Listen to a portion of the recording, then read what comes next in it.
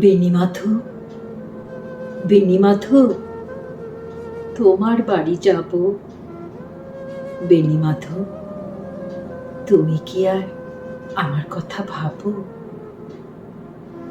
বেণীমাধব, মোহন বাঁশি তমাল তরুমূলে বাজিয়েছিলে, আমি তখন মালতী স্কুলে ডেস্কে বসে অঙ্ক করি। ছোট্ট ক্লাস ঘর, বাইরে দিদিমণির পাশে দিদিমণির বর। আমি তখন নবম শ্রেণী, আমি তখন শাড়ি। আলাপ হলো বেণীমাধব সুলেখাদির বাড়ি। বেণীমাধব, বেণীমাধব লেখাপড়াই ভালো, শহর থেকে বেড়াতে এলে আমার রং কালো।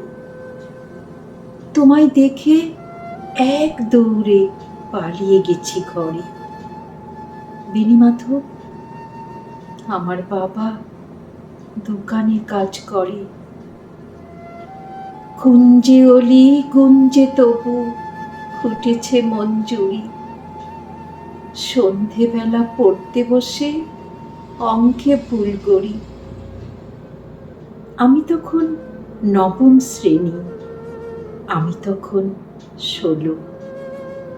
ব্রিজের ধারে বেণীমাধব লুকিয়ে দেখা হলো।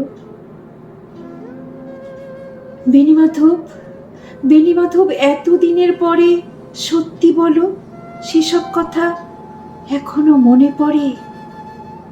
সেসব কথা বলেছ তুমি তোমার প্রেমিকাকে?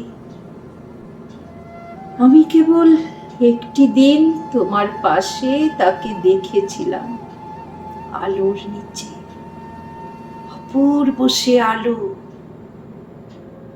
স্বীকার করি, দুজনকেই মানিয়েছিল ভালো। জুড়িয়ে দিল চোখ আমার, পড়িয়ে দিল চোখ। বাড়িতে এসে বলেছিলাম ওদের ভালো হোক।